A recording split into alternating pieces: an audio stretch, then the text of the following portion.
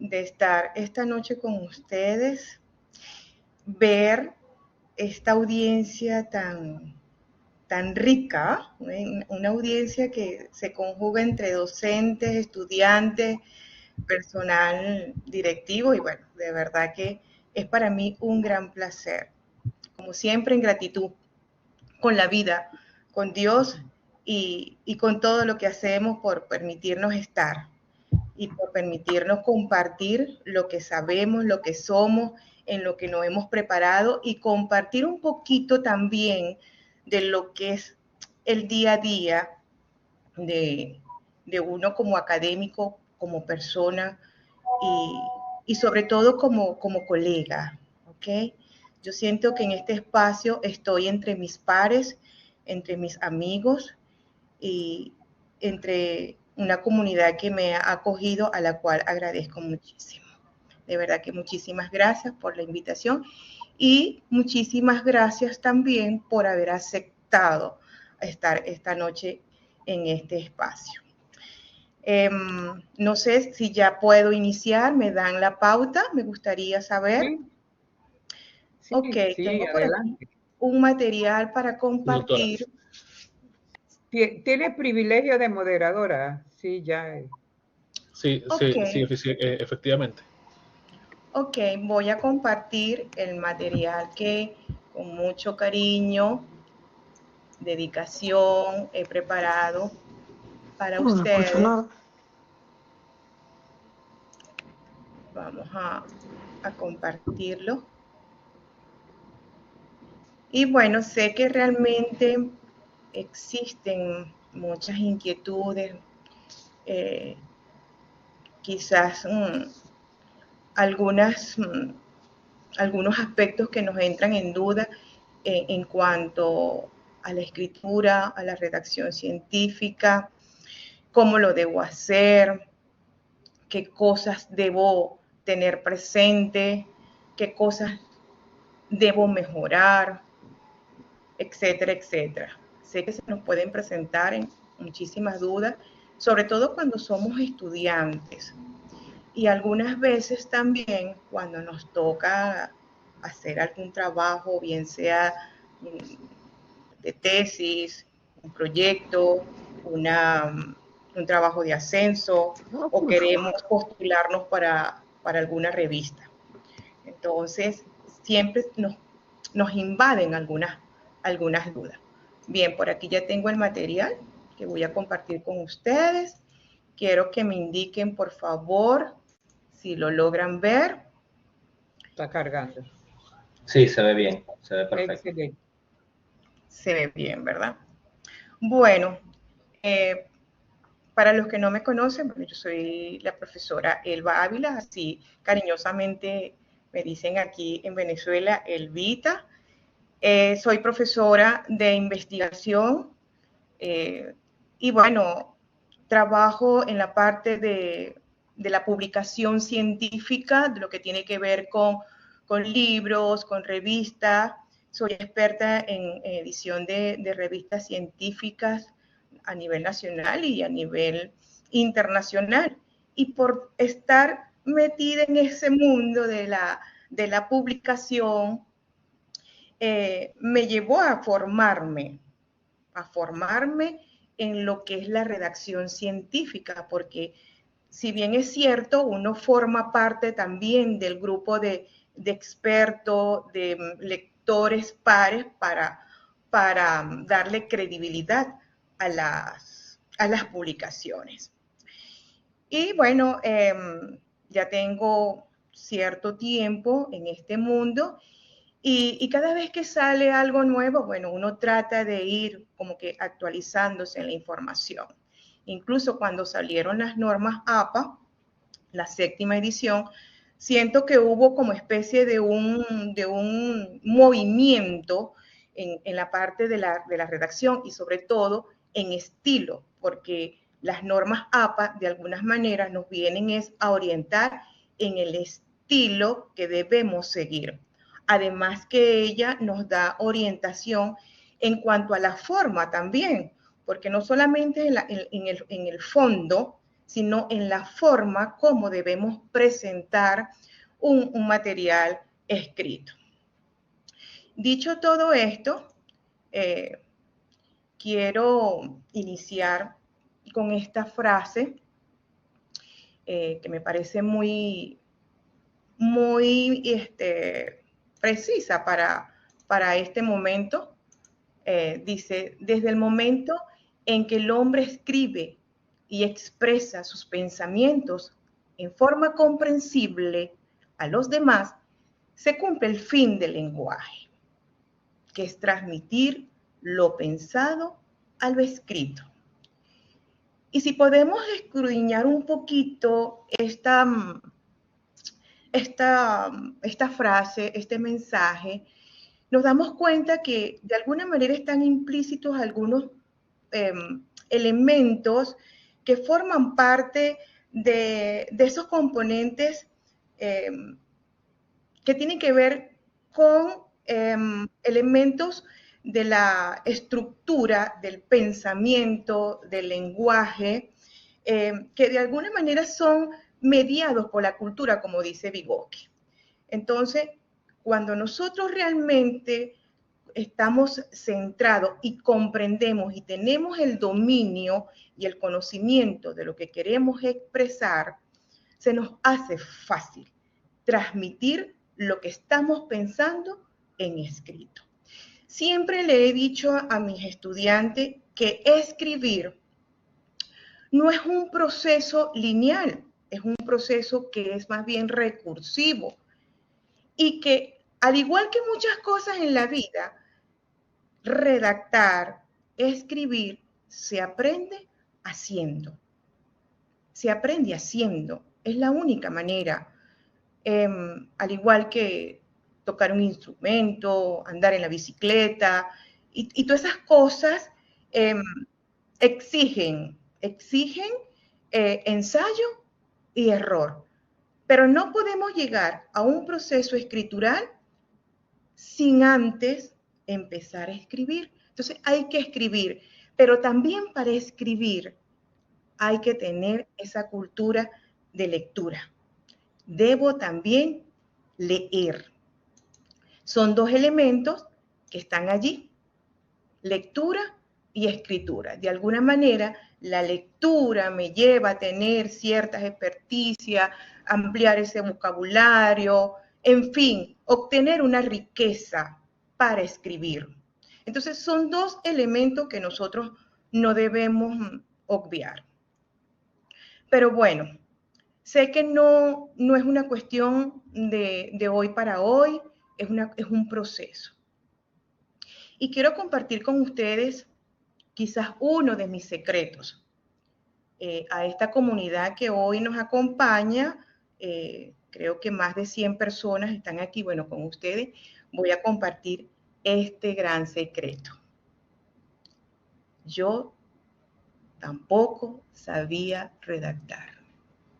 Yo no sabía redactar.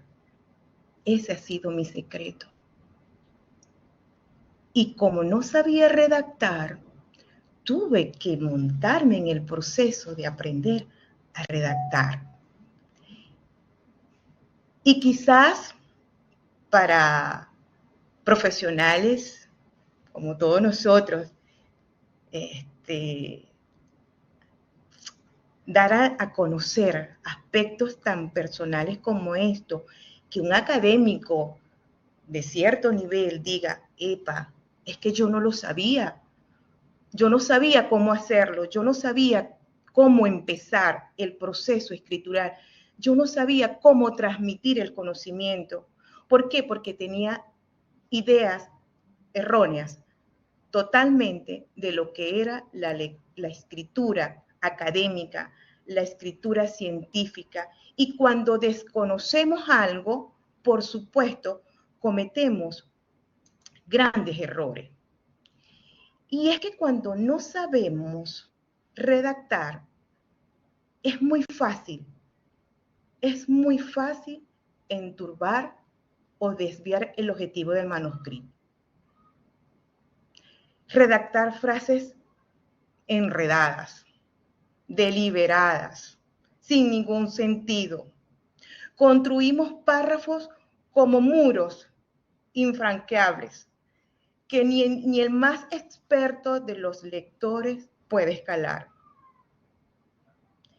Ocultamos la idea principal porque no sabemos darla a conocer y la desaparecemos de los textos. Utilizamos palabras por tanteo, damos rodeos interminables, recurrimos a verbos comodines, esos que sirven para todo. Y a veces utilizamos hasta el tono inadecuado. Y no cumplimos con las convenciones que nos exigen los géneros. Porque déjenme decirles que no es lo mismo escribir un ensayo, no es lo mismo escribir un ensayo que escribir un artículo científico o un informe o un resumen. Entonces nos convertimos en ambiguos. Y en esa ambigüedad no pensamos en el lector. Y no tenemos en cuenta algunos criterios de textualidad, que por cierto lo vamos a ver un poco más adelante, que tiene una base muy importante en esta disertación. Todas esas posibilidades de no saber escribir emergen a la manera de fantasmas, de velos y sombras, cuando nos disponemos a escribir. Y se convierten, y aquí voy a ser un poquito como que dramática, se convierten en unos bloques que enmudecen la mente. Y es así, nos paraliza el pensamiento, las manos, y transfiguran las páginas en blanco en un interminable desierto por atravesar. Y ocurre lo que a muchos nos ocurre, el síndrome de la hoja en blanco. No sabemos cómo hacerlo.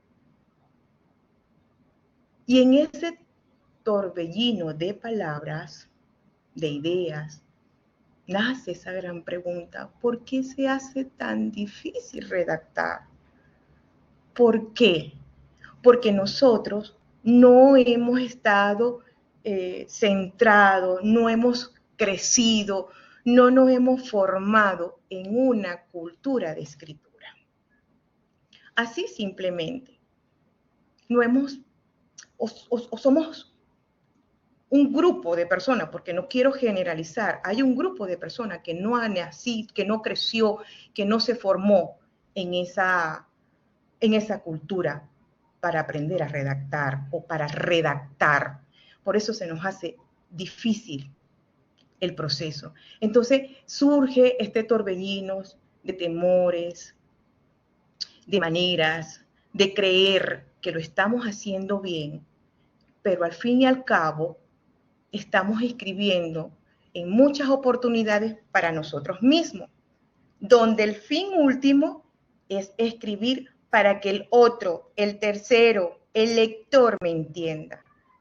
Entonces, debemos tener al lector como que en uno de los elementos principales que me debe mover a la lectura, pensando en quién me va a leer, quién es el que me va a recepcionar lo que yo he escrito, quién va a recibir mi pensamiento, mis ideas, mi conocimiento, mis hallazgos investigativos. Entonces, en esa persona es a quien yo debo pensar.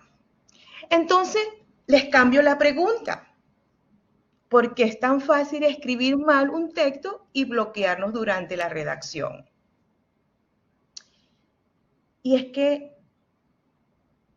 de la forma como hemos aprendido, y esto es algo que tiene que ver con la psiquis, con la formación desde pequeño, le tomamos aversión a la escritura. Vemos la escritura como esa figura que yo les estoy mostrando allí, el brócoli que no nos gusta. Entonces le tomamos aversión a la escritura, pero eso tiene que ver con la forma en que aprendimos o nos enseñaron a escribir. Eso por un lado. Por otro lado está el temor a la autoexpresión. Yo sentía mucho esto, temor a la autoexpresión, temor a que me leyeran, temor a que me corrigieran, temor a que me dijeran lo que escribiste no se entiende, no tiene sentido, saltaste las ideas, ¿dónde está tu idea? Entonces, ese es otro elemento que si lo hemos vivido, nos bloquea al momento de escribir. Nos bloquea de tal manera de que no hay manera de arrancar. Y otra, yo creo que es una de las cosas que más hemos vivido todos, es el divagar. Eso que nos sucede cuando empezamos a escribir, que nos levantamos de la silla, hacemos llamadas, respondemos correos electrónicos, nos miramos a través de la ventana, nos levantamos y nos tomamos un café, vamos a la nevera y tomamos agua, nos sentamos nuevamente, empezamos a ensayar frases, pensamos que nos han quedado bien, pero no sabemos cómo hilar lo que sigue. Todo va a la papelera de reciclaje. Y a veces nos volvemos a sentar, retomamos la lectura en busca de algo que nos sirva, de una señal que nos indique el camino, y retomamos la escritura. Y así continuamos por largo tiempo hasta darnos cuenta que solo llevamos un párrafo escrito. Y aún no hemos logrado abordar nada, y mucho menos desarrollar el tema que nos habíamos propuesto. Eso es divagar. Y también nos damos cuenta que ese texto que hemos escrito y que aún está en esa obra negra no es más que un castillo de citas. Yo lo llamo castillos de citas o un collage de citas, más o menos acumulativas, en las cuales no se posiciona por ningún lado nuestro pensamiento o por ningún lado aparece nuestra propia voz. Pero el tiempo apremia y hay otras cosas por escribir y definitivamente estamos bloqueados. Es decir, inmovilizados, incomunicados, interrumpidos. Estamos, al parecer, en un callejón sin salida. Hay una azarosa sensación de que el texto ha llegado a un punto muerto, pese a las ideas. Y que aquello que en alguna vez o en algún momento fue planificado, parecía traslúcido, ahora es un lugar oscuro, enmarañado. Entonces hay que volver al comienzo para replantear las ideas e eliminar todas aquellas frases que parecían prometedoras. Pero fíjense algo, aquí lo importante no es dejarse dominar por los bloqueos. Se puede transitar entre las dificultades, porque ya sabemos dónde están y a veces solo nos toca esquivarla. Entonces, en ese proceso como tal, no podemos ver la escritura solo como un producto. Escribir es un proceso de ir y venir, es un proceso recursivo, donde si realmente detectamos esos puntos álgidos, podemos retomar. Yo me recuerdo, y me disculpan si soy un poquito anecdótica en todo esto, pero yo me recuerdo cuando estaba haciendo mi tesis doctoral, mi tutora me decía, tranquila Elba, no te preocupes que eso llega. Y yo me sentaba en el mueble y miraba el techo y decía, Dios mío, ¿cuándo es que va a llegar? ¿Cuándo es que va a llegar la idea? Vuelvo y repito, si yo no tengo lectura, muy poco puedo llegar a concebir un texto. Entonces, debo tener lectura lectura, debo tener esa riqueza de conocimiento de alguna temática para poder abordarla, pero al mismo tiempo debo tener insumos, bien sea de lectura, bien sea de una investigación, bien sea de algún acontecimiento social que me interese, pero debo tener insumo. Y, por supuesto, ver la lectura como ese proceso que se va construyendo peldaño a peldaño. Voy colocando bloque por bloque y que unidos me van a formar el todo. Porque redactar es construir un todo que me dice algo, un todo que lleva un mensaje, un todo que despierta el interés de quien me lee. Seguimos avanzando. Entonces, vale la pena preguntarse qué es redactar.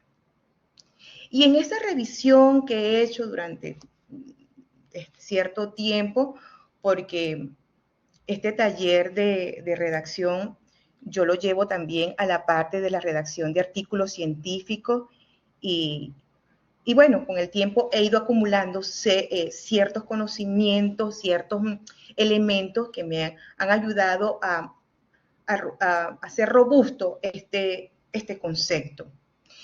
Y lo podemos ver desde el aspecto etimológico, que redactar significa poner en orden. Redactar es dar forma escrita a las ideas previamente preparadas. Eso significa que redactar es un proceso que yo lo organizo desde los procesos mentales, desde esas funciones superiores que me habla Vygotsky, desde el pensamiento. Es ordenar.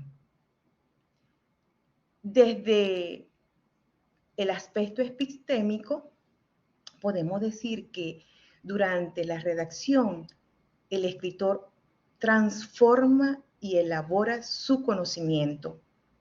A la vez, lo adecúa a situaciones comunicativas y particular.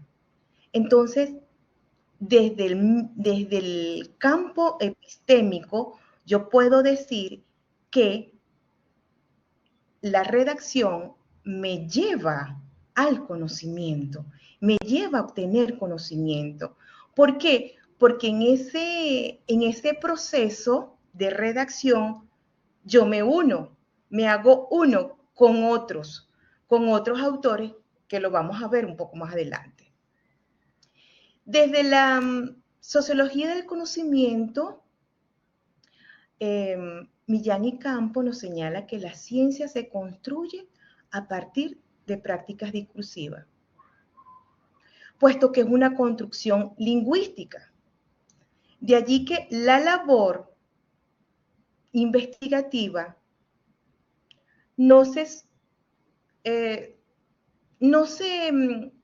ciñe únicamente a la experimentación o a los logros de resultados. Ella implica escribir para dar a conocer dichos logros a la opinión pública.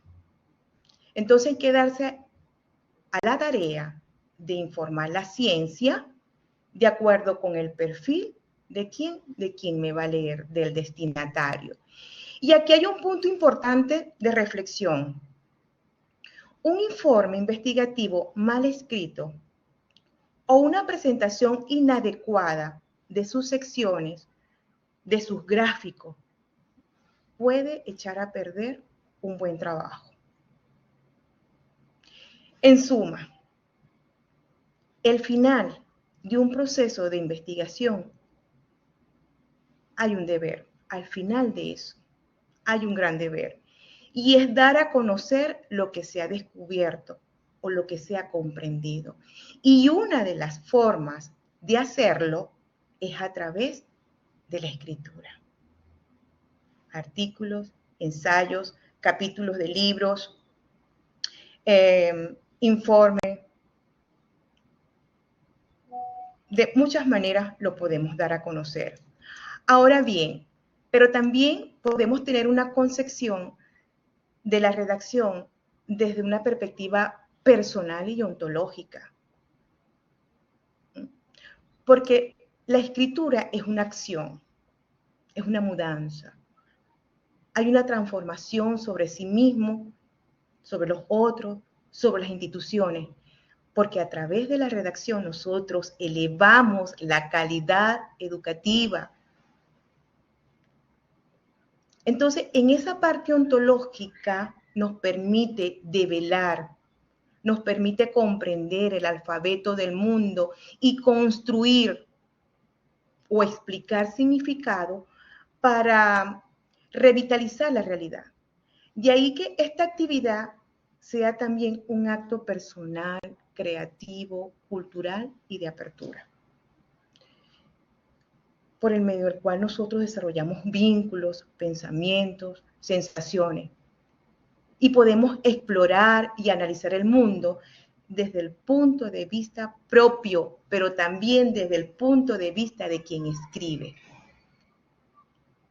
Los lingüistas, ellos coinciden en la idea de que escribir es una estrategia para fortalecer el conocimiento disciplinar, cierto, ese conocimiento científico, ese conocimiento cultural y personal. Y yo digo que la escritura también te fortalece el espíritu. Para mí es un instrumento de exploración, de aprendizaje y sobre todo de cambio. Porque cuando uno lee y el mensaje está bien construido, genera cambio, genera conocimiento. Entonces, podemos ver el proceso de redacción desde esos 4 ángulos: lo epistémico, lo etimológico, lo social educativo y lo ontológico. Entonces, ¿qué debo hacer? ¿Qué debo hacer? Yo invito siempre a ese proceso de pre-redacción, pre-redactar, ¿ok? Y en ese proceso de pre-redacción me permite explorar la temática para crear un mapa de escritura. Es decir, coloco mi primer eslabón, mi primer bloquecito para empezar a escribir. Y esto me va a permitir no partir de la nada, sino que concebir ideas previas que me van a ayudar posteriormente a tener una mayor idea de lo que quiero escribir. Entonces, en ese proceso de pre-redacción, lo primero que tenemos que hacer es la selección y el límite de la temática. El tema debe precisarse, delimitarse de manera específica, ¿ok? Para no caer en lo abarcativo, sino en lo específico. El tema, yo debo pensar en esa intención comunicativa. ¿Para qué escribo? ¿Y cómo quiero que reaccionen mis lectores? Pensar en ellos, en esa intención. ¿Qué quiero expresar? ¿Quiero informar? ¿Quiero dar a conocer algunos aportes de alguna investigación? Entonces, debo tener en cuenta esa intención comunicativa. Debo definir a quién voy a dirigir el escrito, para quién escribo, ¿ok? ¿Para quién escribo? ¿Quién me va a leer? Debo, por supuesto, tener muy presente ese género textual. ¿Qué voy a escribir? ¿Un ensayo? ¿Voy a escribir un artículo? ¿Voy a escribir un reporte de una investigación? ¿Qué quiero escribir? Debo tener claro el objetivo del texto. ¿Qué pretendo informar? Datos, exponer, explicar, informar, persuadir, describir, contrastar aspectos. Debo tener claro cuál es el objetivo de lo que voy a escribir. Y por último, pero no menos importante, la búsqueda de la información. debo ir tras la frontera del conocimiento, debo ir tras lo último que han escrito sobre esa temática para que lo que yo vaya a escribir tenga relevancia y no convertirme en un escritor repetidor de información. Entonces debo ir tras la frontera de ese conocimiento a través de los libros, las revistas, las bases de datos, las enciclopedias, los diccionarios, videos, y ahorita la gama que nos ofrece la comunidad informativa es muy amplia, porque ahorita con las normas APA nos permite que tomemos hasta de las redes sociales, que nos permitan enriquecer lo que nosotros queremos escribir. Entonces, pero en esa búsqueda de información debemos ir sobre aquello, sobre lo último, ir a la frontera, porque es importante saber qué es lo último que se ha escrito sobre ese tema que yo he seleccionado. Entonces, ¿cómo debe ser la redacción? Hay elementos importantes que yo debo considerar en el momento de cómo debe ser la redacción. Y el primero de ellos es la claridad.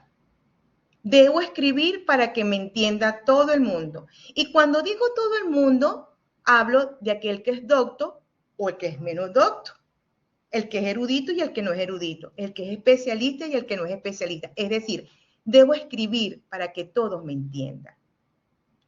Dice Vivaldi, él tiene un escrito que dice, escribe claro quien piensa claro. Y esta frase es un buen punto de partida, porque empezamos con el pensamiento, ¿verdad? Si tenemos ese pensamiento claro, por supuesto, vamos a tener esa escritura clara. La claridad debe reflejarse ¿en dónde? En las palabras, en las frases, en los párrafos, lo cual quiere decir que el lenguaje debe utilizarse como un criterio legible. Y esto se refiere a los aspectos estrictamente verbales, que facilitan la comprensión del escrito, como el uso de las palabras y frases cortas, lenguaje concreto, ilustrar con ejemplos, recurrir a estructuras que favorezcan la anticipación como títulos, enunciativos, entretítulos, resumen de información, cuadros explicativos. Es necesario también utilizar aquellos marcadores textuales y conectores para indicar el tiempo de conexión que hay entre una frase y la otra, o la función de un párrafo determinado.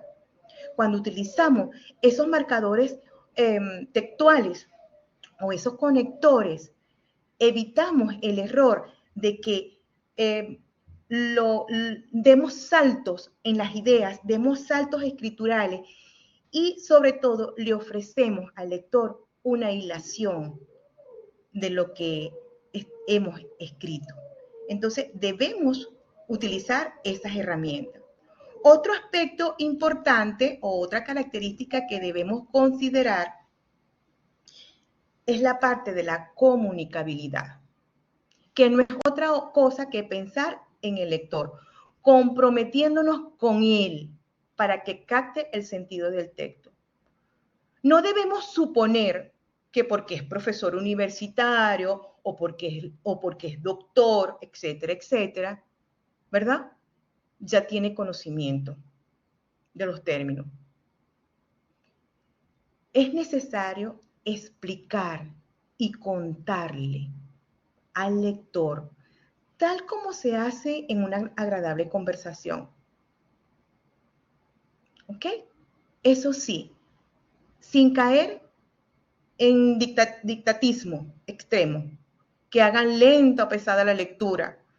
La comunicabilidad, el léxico elegido, los implícitos o los explícitos en el texto dependerán del perfil del lector. Entonces, retomo.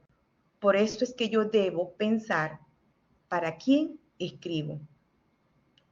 Pero también debo pensar qué tanto puede saber esa persona de ese tema que yo estoy escribiendo. Otro aspecto importante es la precisión. Y la precisión no es otra cosa que desarrollar con rigor lógico frases y emplear las palabras adecuadas. Esto implica clasificar y ordenar las ideas, ¿ok? Bien sea en criterios cronológicos, ¿verdad? Donde tomamos en cuenta el tiempo, espaciales, causales, de proximidad semántica, de comparación, de contraste, o sencillamente exponer las ideas según se haya evaluado su importancia. También es importante hacer a un lado las expresiones lingüísticas o los términos de comodín, eso que a veces utilizamos para todo, ¿ok? Y así como utilizamos expresiones lingüísticas ambiguas o términos comodines, a veces también hacemos uso excesivo de los mismos conectores. Entonces, debemos limpiar en ese proceso escritural de esos elementos que de alguna manera nos empañan. La concisión. La concisión, de acuerdo al diccionario de la Real Academia Española, concisión es brevedad y economía de medios en el modo de expresar un concepto con exactitud. Eso es. Se trata de recurrir a las palabras precisas, decir lo que tengo que decir sin adornar mucho, sin perder al lector, o sea, dirigir la información de manera precisa. Ahora, no hay que confundir, ¿ok? No hay que confundir la concisión con estilo telegráfico, ¿ok? Que indica pobreza expresiva. Se trata de que el texto tenga densidad, es decir, que cada vocablo o frase cumpla con una función específica. Cumpla con una función específica.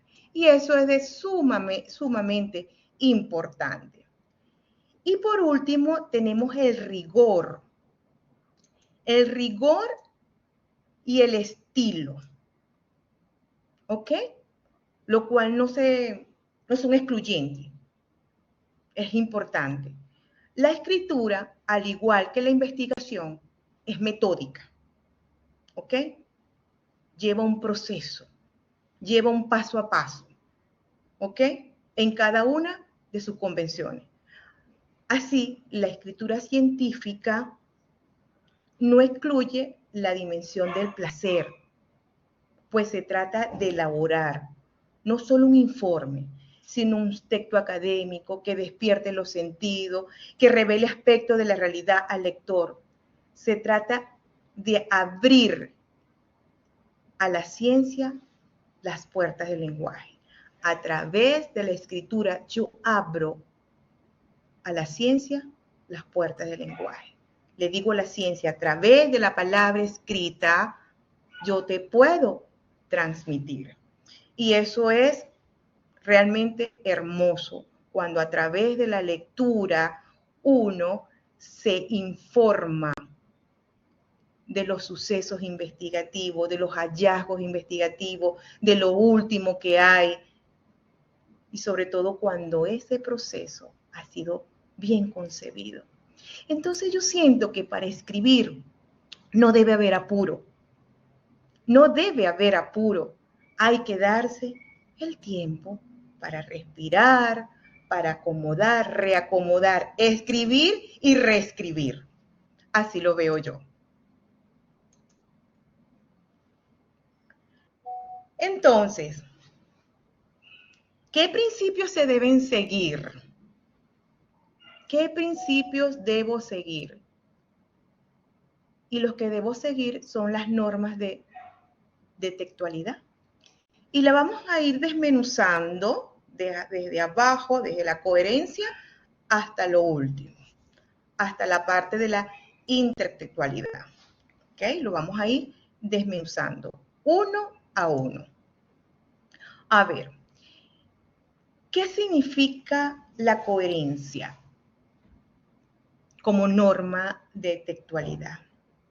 La coherencia es la conexión lógica que se produce entre el texto, el contexto, el género al cual pertenece el texto, más el propósito del autor. Fíjense, texto, contexto, género y propósito. Entonces, entre ellos debe haber una correlación. Debe haber una correlación. Y debe haber un sentido y una situación comunicativa. Eso es coherencia, donde todos los elementos van conectados. Y todo va a girar en torno a una temática. Pero fíjense que esa coherencia no se visualiza únicamente en el escrito. Esa coherencia es algo que transversa todo el escrito, porque va desde el título, la introducción, el desarrollo y el cierre. Entonces transversa todo el proceso. Otro principio es la cohesión. La cohesión no consiste solamente en una serie de relaciones superficiales que interconectan gramáticamente los diferentes componentes textuales, sino que cada elemento lingüístico dirige y mediatiza la operación de acceso a otro elemento lingüístico, es decir, los interrelaciona.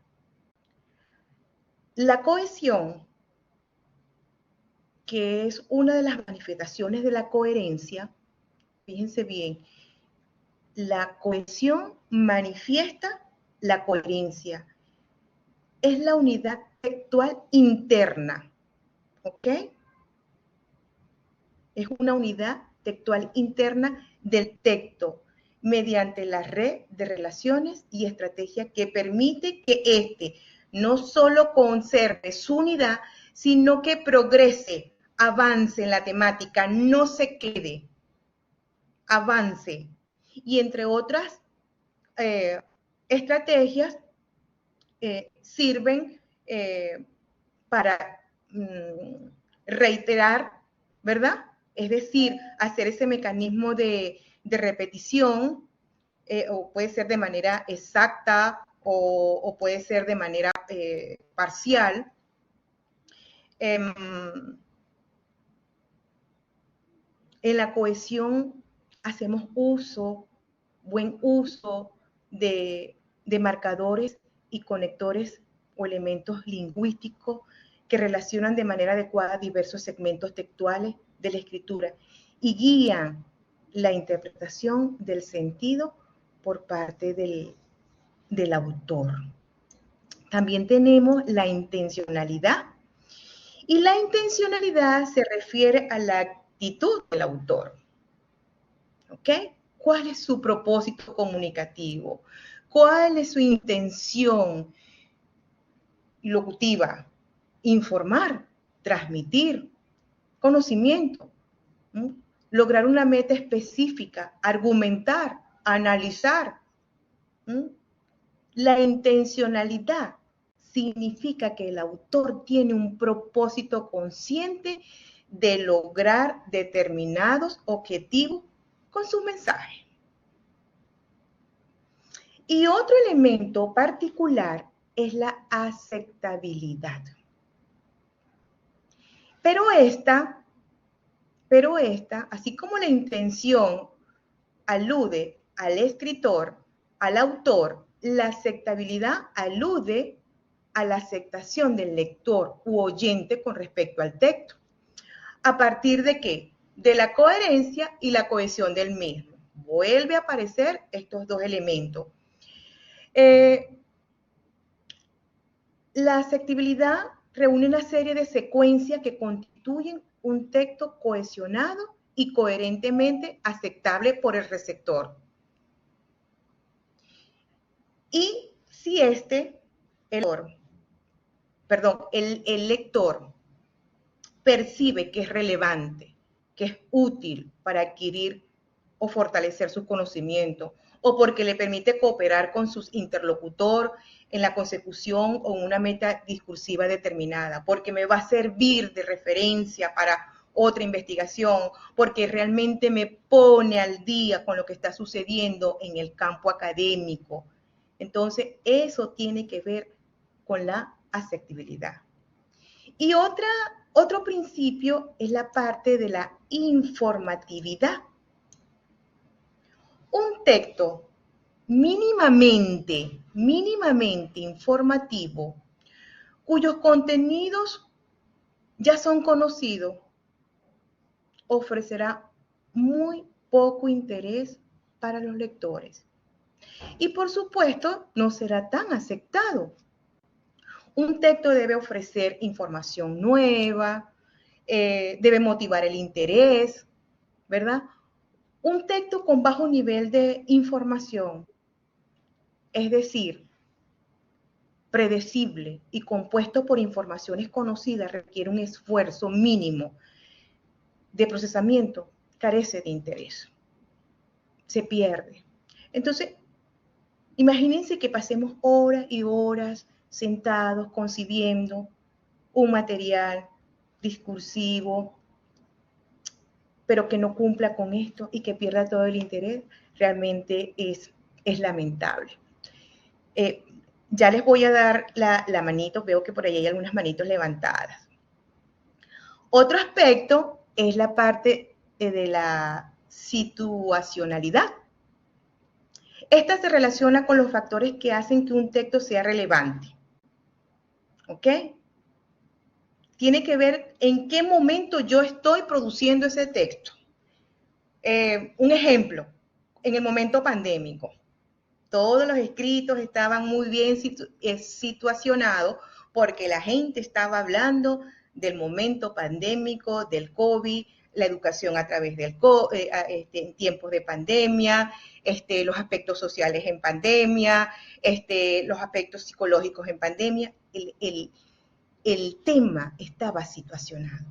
Entonces, la escritura debe tener vigencia, debe tener un espacio que realmente sea relevante para el momento histórico que se esté viviendo.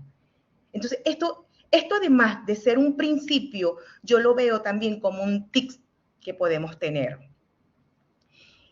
Y por último, que tiene que ver con la intertextualidad, y es aquí donde entra la parte de las normas APA, ¿ok? Con la citación, porque intertextualidad es una relación de copresencia entre dos o más textos, o la presencia de un texto dentro del otro. Y si lo explicamos de otra manera, no es otra cosa que hacer citación. No es otra cosa que soportar lo que yo digo con otros autores, argumentar mis pensamientos con un autor. Y estas citaciones pueden ser de manera directa o indirecta. ¿Por qué? Porque las normas APA nos brindan la posibilidad o varias posibilidades de hacer este tipo de intertextualidad, de citación. ¿Ok? Entonces, aquí comienza nuestro proceso. Cuando ya lleguemos a esta parte, es donde agarramos el manualito de las normas APA y empezamos a revisar para ver cómo es que vamos a hacer la cita. Y es parte del proceso de formación que esta noche nos ha convocado. ¿Ok?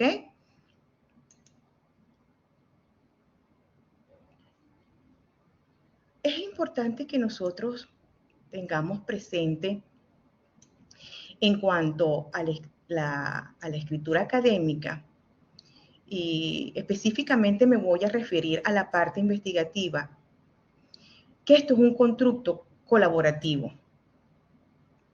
O sea, la escritura académica es un constructo colaborativo donde hacemos ese proceso de de recepción de conocimientos nuevos, en la que en términos de intelectualidad es frecuente referenciar investigaciones previas para presentar informaciones de otros investigadores, bien sea para confrontarla, para criticarla, para contextualizarla, para corroborarla, para sustentar.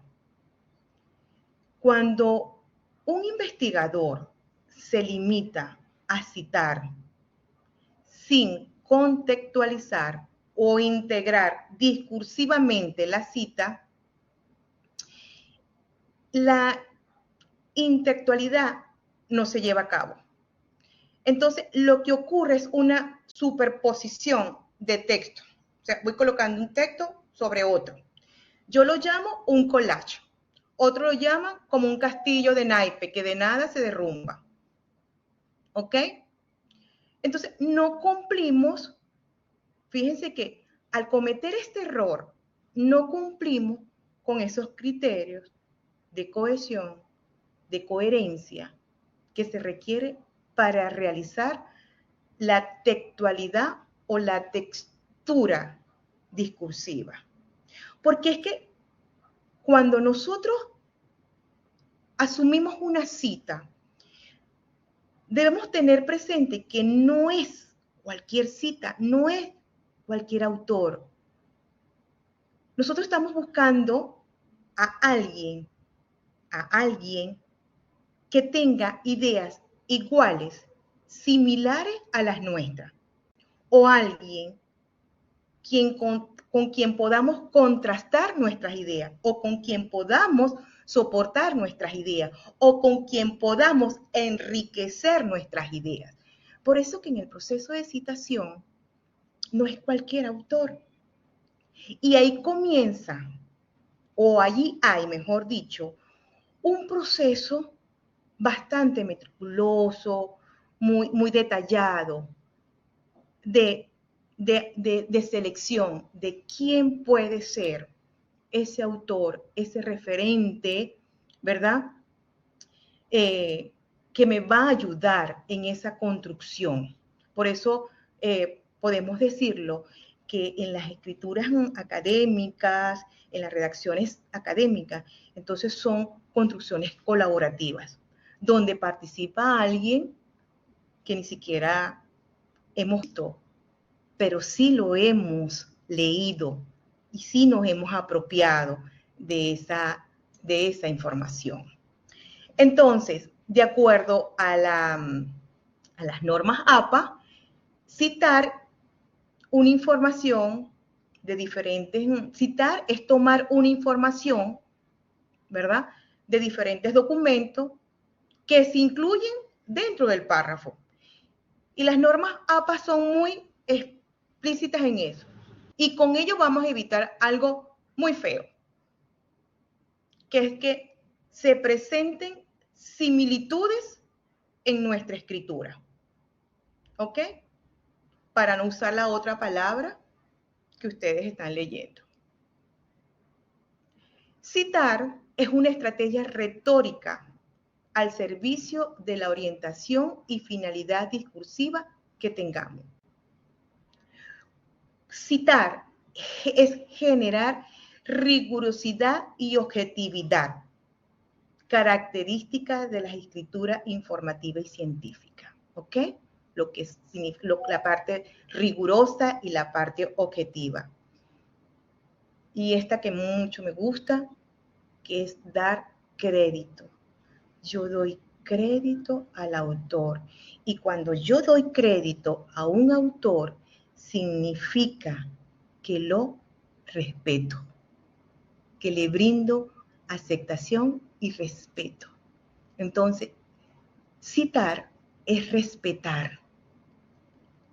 Referenciar es respetar a quien aportó una idea para enriquecer mi argumento. Qué bonito, me encanta. Me encanta esta parte.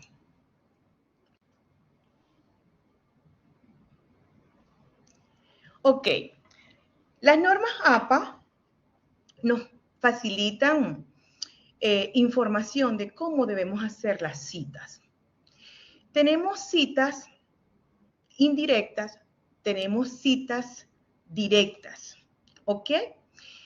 Tenemos esas citas de parafrasis, de parafrasear. Fíjense que parafrasear es una acción es comprometedora, sí lo es. Es una acción de responsabilidad, mucho. ¿Por qué? Porque se trata de decir con mis palabras lo que el otro dijo, lo que el autor dijo. Y en ese proceso de parafraseo, ¿verdad? Yo puedo decir en pocas palabras lo que el autor dijo, sin que pierda sentido las ideas del autor. El parafraseo, fíjense que junto con el análisis, la síntesis, ¿verdad? Demandan del autor, del escritor, ciertos aspectos cognitivos. ¿Por qué? Porque para citar yo debo comprender lo que estoy leyendo. Entonces, una manera elegante de hacerlo es parafrasear. Es muy elegante parafrasear el autor. Y es tan bonito leer, cuando uno es autor, leer en otros tus ideas parafraseadas. Y eso indica que lo que tú dijiste, lo que tú escribiste, fue entendido. Ahora, tenemos también las citas directas. Las citas directas, yo las coloqué aquí, es copiar y pegar. Así, no hay otra manera de presentársela. Copio y pego la información, ¿ok? Tal cual como la produce el autor. Pero, hay normativas para copiar y pegar, así como hay la normativa para hacer el parafraseo. Perdón. Ok, entonces vamos a hablar de esas citas indirectas. ¿Ok? ¿Cómo las podemos hacer? Ya les dije que es expresar las ideas de otros autores en tus propias palabras. ¡Qué maravilla! Que yo pueda decir en mis palabras lo que dijo el otro autor, en forma de citación, conservando el estilo de quien escribe. Tenemos dos tipos de citas. Las podemos hacer. Una, con énfasis en la escritura. Con énfasis en la escritura. ¿Cómo es eso? Primero, colocamos las ideas parafraseadas y al final colocamos entre paréntesis el apellido, ¿ok? Únicamente el apellido, su coma, el año de producción, su coma, la página, la cual se caracteriza por la letra P, el punto y el número, ¿dónde fue sacada esa información? Eso es parafrasear con énfasis a las ideas del autor, ¿ok? Pero también podemos hacer parafraseo con énfasis en el autor, que es totalmente lo contrario, donde yo expongo primero el autor y después parafraseo. Y aunque yo esté parafraseando, debo colocar la página de esa información a la cual estoy parafraseando. ¿Ok? Tal cual como lo ven aquí. Son dos maneras de hacer citas indirectas. Todo depende de quién está escribiendo. Porque no hay una respuesta a la pregunta, ¿cuándo debo hacer una un parafraseo con énfasis en el autor y cuándo debo hacer un parafraseo con énfasis en las ideas? No hay una respuesta para eso. La respuesta la tiene quien está escribiendo, ¿ok? Y la intencionalidad con la que está haciendo el parafraseo. ¿De acuerdo? Ahora vienen las citas directas, que también es copiar y pegar, como se los había dicho. Reproducimos literalmente, tal cual, como lo escribió el autor. Incluso, fíjense que hay errores tipográficos, que se han cometido de manera involuntaria y aparecen en las citas directas y así tal cual se deben colocar. ¿Ok? Así tal cual. Y igual lo vamos a hacer con énfasis, o mejor dicho, lo podemos hacer. Lo podemos hacer con énfasis en el mensaje o en la idea o con énfasis en el autor. ¿Cuándo se ponen las citas entre comillas? Cuando las citas son menores de 40 palabras. ¿Ok? Yo las coloco entre comillas y estas van o forman parte del discurso que trae el autor. Es decir, no se colocan fuera de párrafo, van dentro del párrafo. ¿Ok? Van dentro del párrafo. Y hacemos la distinción que la colocamos entre comillas. Sin obviar, no podemos obviar nunca que debemos colocar el número de la página donde tomamos la información. Ahora bien, las citas directas, copiar y pegar con puntuaciones. ¿Qué significa eso? Es cuando tomamos una cita y vemos que es muy amplia, ¿verdad? Y solo queremos un extracto de ella. ¿Qué hacemos? Antes de iniciarla, como hemos quitado parte de esa oración, ¿qué hacemos? Abrimos comillas, colocamos los 3 puntos y comenzamos a copiar la información. Luego de ello, se coloca el autor, el año y la página. ¿Ok? Hay otra manera de hacerlo. Que tomamos la cita completa, pero hay un extracto que no nos interesa colocarlo. ¿Qué hacemos allí? Abrimos corchete, dentro de los corchetes colocamos los 3 puntos y continuamos.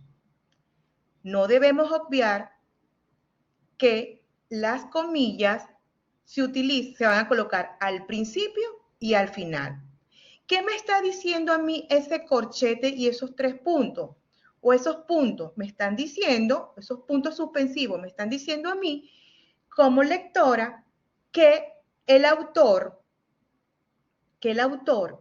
extrajo información, que la información no está totalmente completa. Eso es lo que me está diciendo. ¿Cuándo debo utilizarlo? Queda a criterio de quien escribe, a criterio de ustedes, los autores. Citas de cita. Las citas de cita, también llamadas citas secundarias. Fíjense que también hay una manera de hacerlo, una forma correcta. Yo puedo hacerlo de la misma manera, con énfasis en el autor, con énfasis en el mensaje.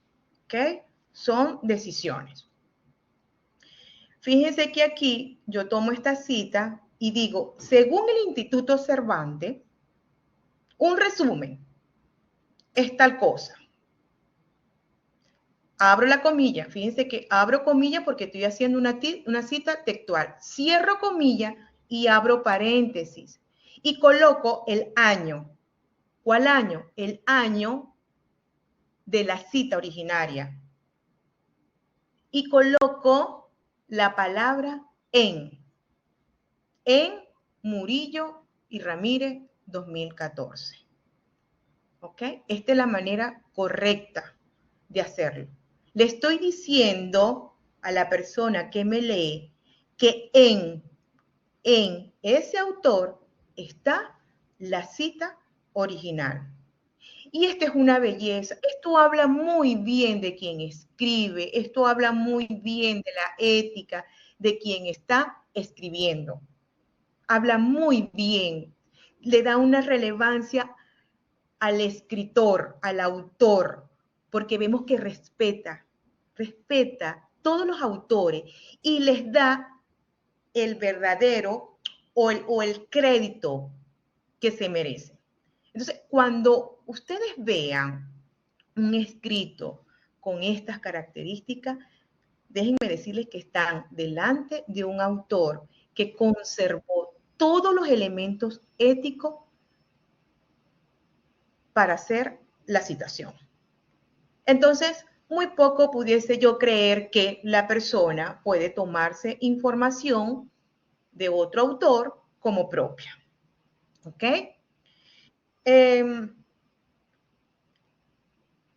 Aquí se mueve,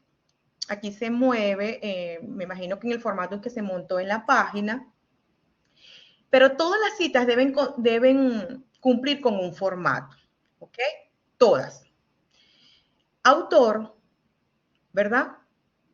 El autor, la fecha, cuando se publicó. Muy raro aparece la fecha cuando se escribió, siempre aparece la fecha cuando se publicó. El autor, quién lo escribió, el nombre.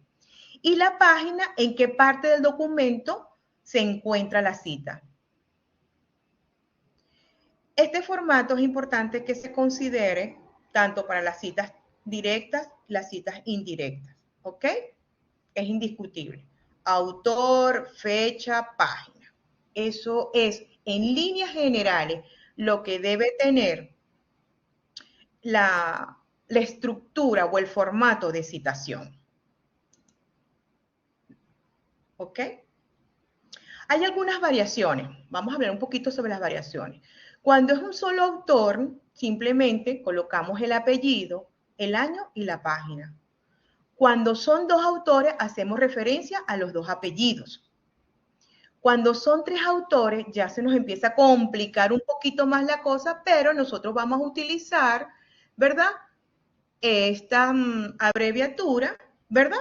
Que nos va a indicar que hay otros autores.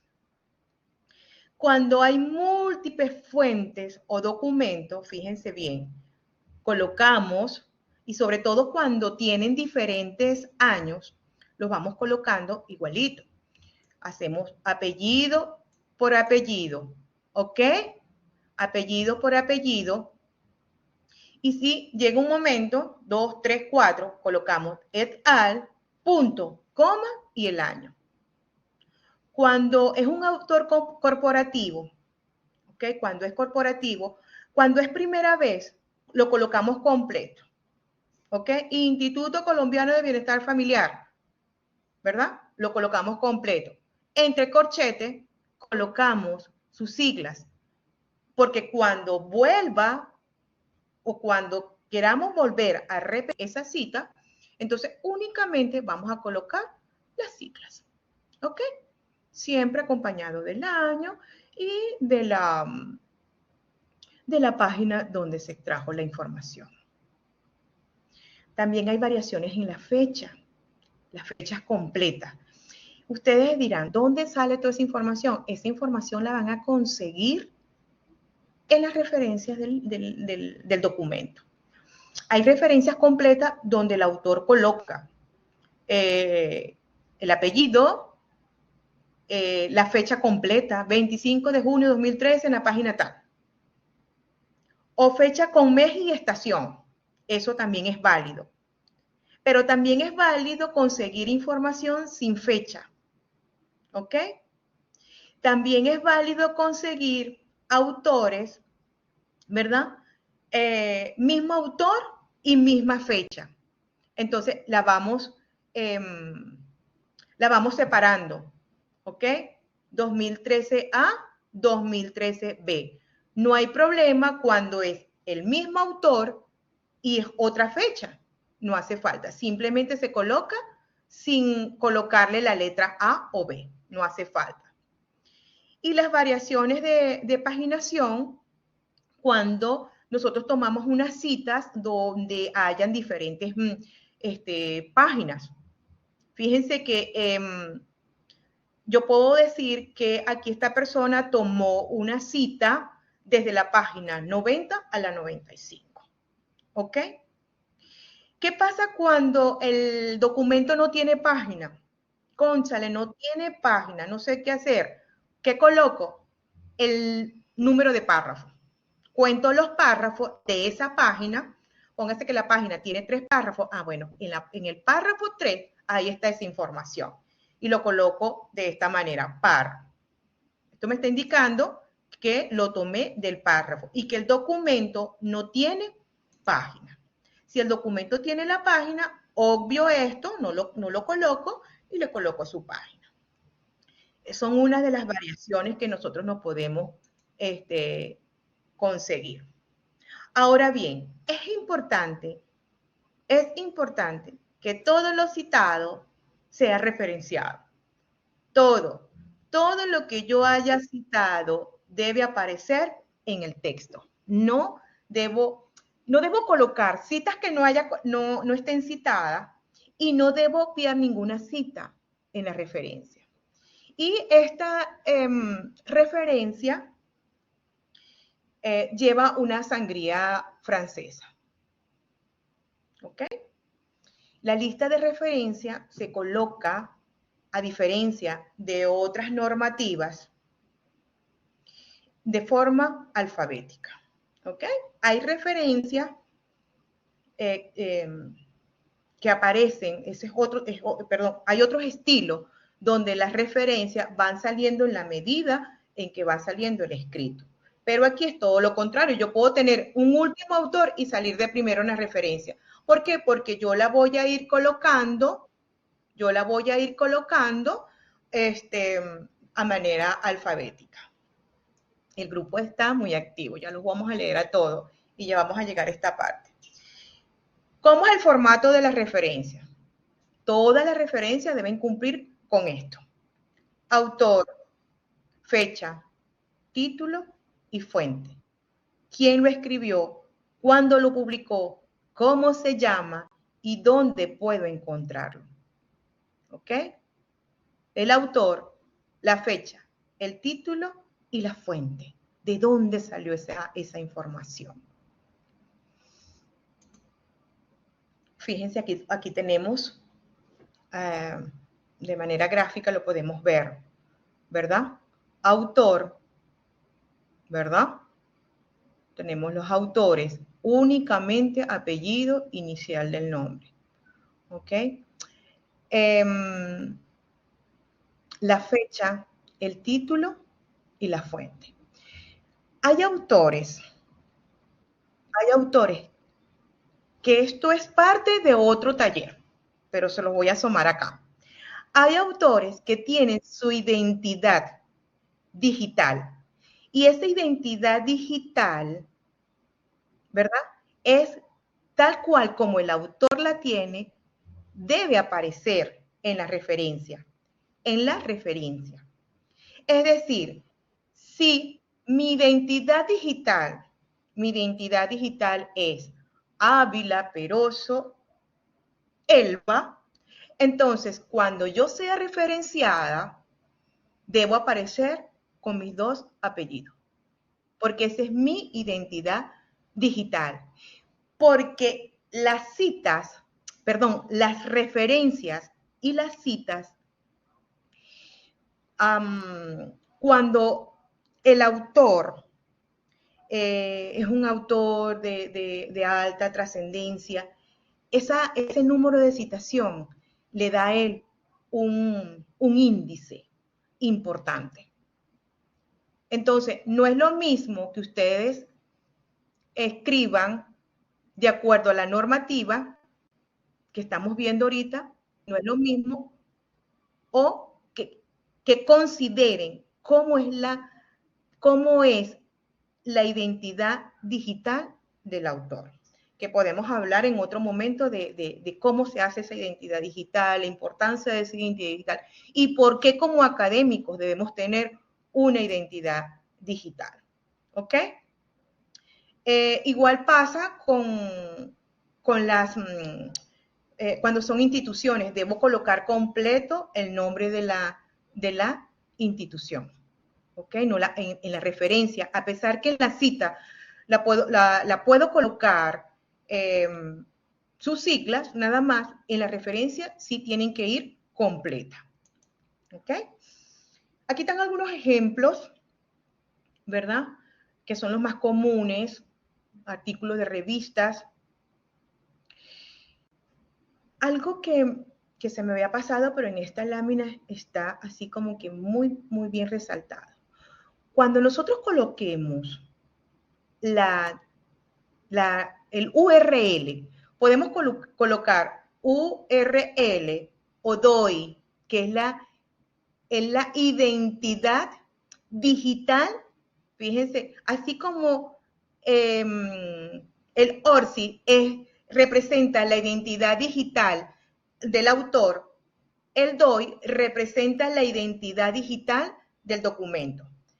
Cuando nosotros coloquemos esa dirección, ese DOI, en las normas APA, no debemos usar la palabra recuperado de, obtenido de, nada. Eso no debe aparecer allí, ¿ok? Porque eso no es relevante, eso no es importante, ¿ok? Entonces, para los artículos de revista, se colocan los apellidos. Fíjense que este apellido, fíjense lo que yo les estaba diciendo sobre la identidad digital. Este autor, este ejemplo acá, fíjense que tiene NN. Esto significa que la identidad del autor, a lo mejor, además de colocar su apellido, tiene sus dos nombres. ¿Se dan cuenta? Entonces, esto se puede hacer. Colocamos la fecha, el título del artículo, el nombre de la revista debe aparecer, el volumen, el número y la página, además del DOI o el URL. Esos son los elementos. En cuanto a las páginas web con autor institucional, ¿verdad? Si yo la información del Instituto Colombiano lo saqué de una página web, entonces yo debo colocar la dirección web. Recuerden, sin colocar tomado de, recuperado de, nada de eso, ¿ok? No lo vamos a colocar. Entradas de diccionario, ¿ok? El autor, la fecha, nombre de la entrada, el nombre del diccionario, la Real Academia Española, por decirle, no tengo fecha, ¿ok? Fíjense, el ingreso. ¿Qué será el ingreso?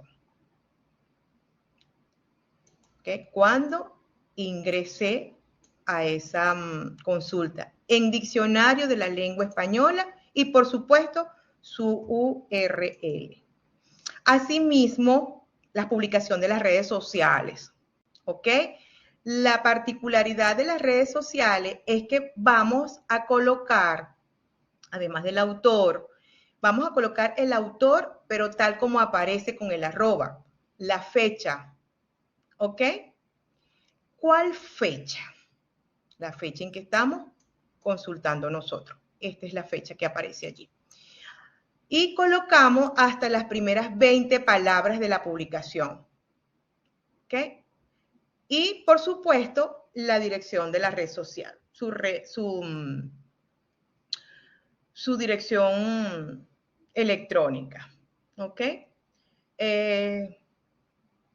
Fíjense que lo consulté, ¿verdad? Y dice, 29 de agosto, a veces, si la publicación tiene la fecha en que fue publicado, hago referencia aquí la fecha en que fue publicado, ¿ok? Si no tiene la fecha, pongo la fecha en que yo lo consulté, pero sin colocar consultado en tal tiempo. No, simplemente la fecha. Y se coloca la información, hasta 20 palabras. Hasta 20 palabras y la dirección. Esta es la manera de hacerlo. Ok. Las variaciones de autor, que era lo que yo le estaba diciendo, fíjense, ¿verdad? Hay autores que tienen doble sus dos nombres, sus dos nombres. Hay autores que a veces tienen sus dos apellidos. Hay que tomar en cuenta eso. Los autores se separan con coma. Es importante. Es importante, ¿ok? Cuando hay muchos autores, más de 21 autores, escribí los primeros 19, nos dice la norma, y luego el nombre del autor final. Sí, cuando son muchos, no vamos a colocar esto. En cambio, cuando son varios autores, sí podemos colocar la letra del final I, ¿ok? Pero cuando son muchos de 20 autores, obviamos la palabra I. Cuando son célebres, se respeta tal como ellos salen. Lady Gaga, una actriz, Sócrates, la reina Isabel, se coloca tal cual. Las instituciones o corporaciones, tal como aparece, igual que las redes sociales. Variaciones de fecha, también lo hablamos, ¿verdad? Muy parecido. Lo hablamos en la citación, ahora lo hablamos aquí en la referencia. Con un solo año, cuando hay fechas completas, cuando solo está el mes o la estación, ¿ok? Eso también es importante verlo. Cuando no tienen fecha, simplemente la sigla S.F, que significa sin fecha, y el mismo autor se coloca A y la letra B, ¿ok? Con la misma fecha. Igual con las variaciones de los títulos. Si son obras independientes, es importante que se escriban en cursiva, ¿ok? Es importante que se escriban en cursiva. La información adicional, si la referencia tiene una información adicional, la colocamos entre paréntesis. Los títulos de página web, también al final, el conjunto mayor se escribe en cursiva, ¿ok? Las redes sociales, las primeras 20 palabras de la publicación, como lo estábamos comentando hace poco. Y la variación de la fuente, ¿ok? Si son fuentes periódicas como revistas, periódicos, boletines, eso se escribe en cursiva. Las fuentes en internet va lo mismo, pero con la diferencia que se agrega el URL o el DOI. Las páginas web, el nombre de la página web en cursiva. Y si es un libro, podemos colocar la editorial. Pero fíjense una cosa, no coloco la palabra editorial, no la coloco. Simplemente coloco la editorial, sin poner la editorial tal, simplemente coloco la editorial. Y bueno, ya con esta parte hemos terminado, ya lo vamos a leer, ya vamos a entrar en discusión, ya vamos a ver sus aportes, pero quiero cerrar con esta frase que me gusta mucho relacionada con la gratitud. En la mayoría de los hombres, la gratitud es simplemente una esperanza secreta de obtener mayores favores. Yo vivo en total gratitud. Muchísimas gracias a toda la audiencia que me acompañó por estar esta noche aquí. Entonces, los leo, los escucho. Podemos hacer un proceso de disertación ¿Sí? Me imagino. Me imagino.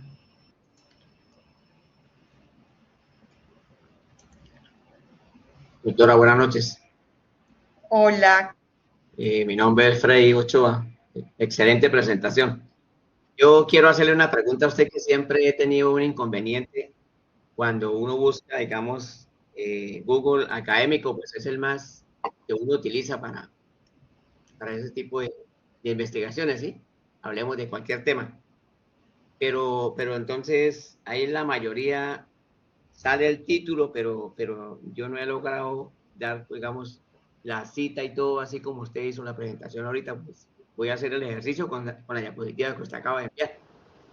Es válido cuando yo solamente coloco la dirección que sale arriba en el navegador como referencia.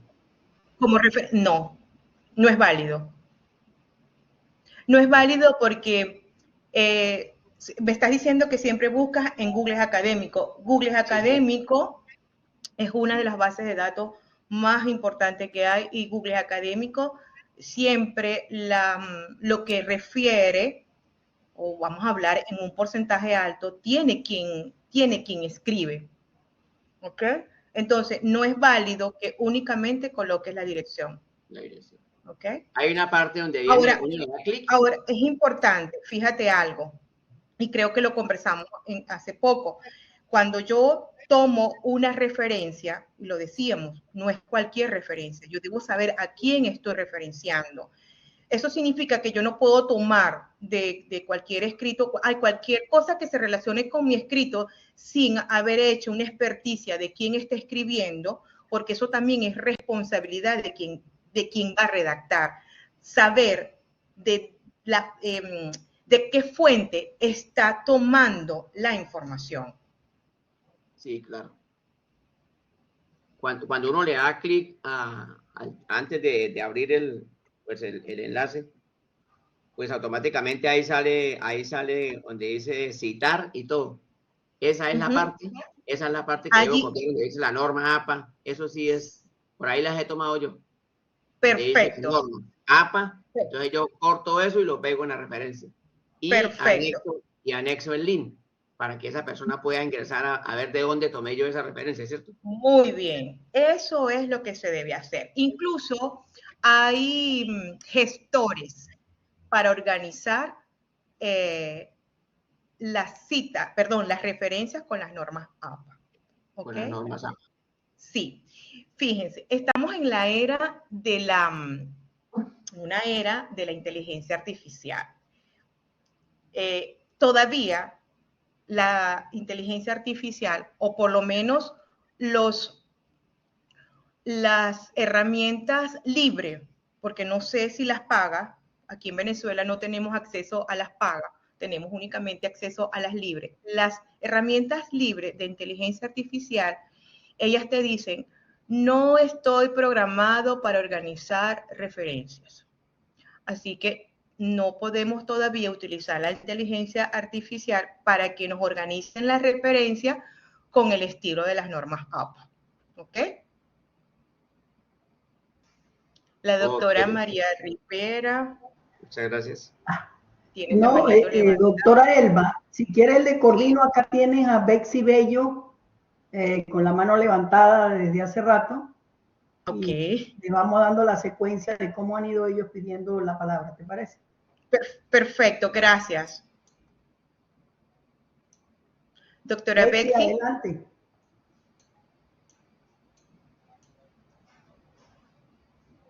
A ver, espera que se fue Bexy. Bueno, entonces tiene a César Augusto Rubio.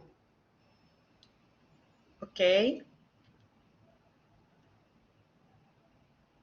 César, perdón, Jesús Augusto.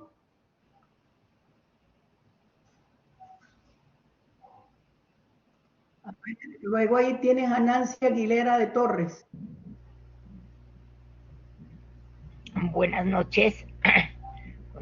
Gracias, muy amable. Pues mi pregunta era relacionada que en una de las clases de metodología, no recuerdo cuál de los docentes, nos hacía entonces que para la sustentación de la tesis no podíamos presentar una tesis con menos de 50 referencias. Entonces usted nos dice que 20. Entonces me gustaría que nos ampliara esa información. Muchas gracias. Una tesis con menos de 50 referentes. Por supuesto que no debería. ¿Por qué? Porque es que cuando usted hace una tesis, fíjense el significado de ello. Una tesis es superior a un proyecto de investigación. Tiene otra, vamos a decir, otra amplitud. Y que usted me diga que en un documento de 300 páginas nada más citó a 20 autores, wow, ahí hay muchos elementos que pudiésemos estar revisando de manera puntual. ¿Por qué? Porque es que el lenguaje académico o la redacción académica, ella se alimenta del otro. Por eso es que es una redacción colaborativa. Es una redacción colaborativa donde los escritos, lo que nos antecede, forman parte de ese proceso. Entonces, no puedo decirle, tiene que colocar 50, no le puedo decir que puede colocar 50, 60, porque eso también va a criterio del investigador. ¿Ok? Eso va a criterio del investigador. ¿Qué no debemos hacer? Un collage de citas, un collage de autores y que por ningún lado aparezca nuestra voz. ¿Ok? Entonces, si hay instituciones, si hay tutores que te normalizan o pretenden normalizar esto, de colocar un número determinado de citas, un número determinado de autores. Pero si usted se pone a valorar si en un documento de 300 páginas usted solamente citó 50 autores, caramba, eso significa que la producción intelectual que usted hizo en su propia voz es más amplia todavía. Pero acuérdese que usted sustenta sus ideas con otros autores. Ok, por aquí tienen otra pregunta. Muchas gracias, doctora, muy amable. Usted. Antes de darle la palabra a Ulises, por aquí Mayren preguntaba que, dice, en la maestría recomendaron no hacer citas de citas, se debe ir a la fuente primaria.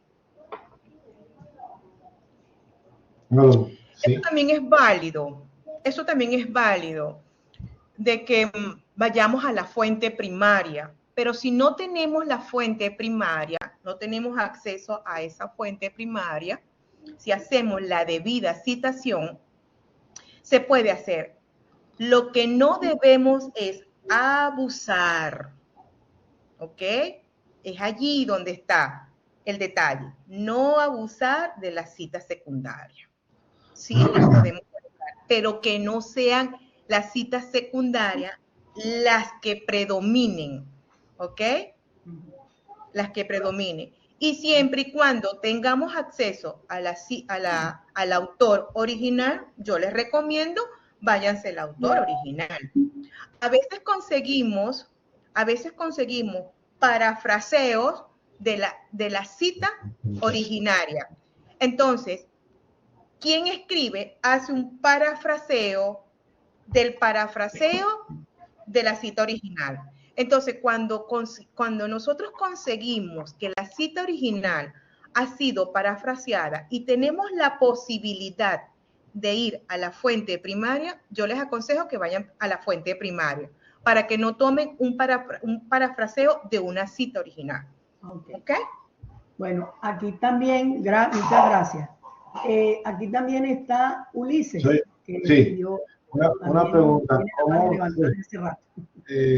Profesora, ¿se puede citar, cómo se citan entrevistas y cualquier evento, una exponencia, un foro o algo?